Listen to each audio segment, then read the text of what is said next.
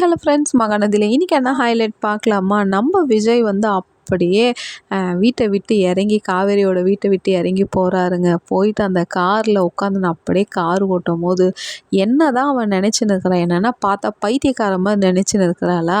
என் கூட வந்துடுறேன், என் கூட சேர்ந்து வாழறேன்ட்டு எல்லாம் சொல்லிட்டு அவங்க அம்மாவை பார்த்த உடனே அப்படியே பயப்படுறாளே. அப்போ நான் என்னத்துக்கு, நான் புருஷனா என்னத்துக்கு, அப்போ நான் ஏன் இங்கே இருக்கணும், இவனா பைத்தியக்காரியான்ட்டு அப்படியே விஜய் வந்து காரில் அப்படியே கோவமாக பேசினே போயிட்டு அப்படியே அந்த கார் கண்ணாடியெல்லாம் அப்படியே உடைக்கிறாருங்க. பாவம் அந்த மனுஷன் என்ன பண்ணுவார்?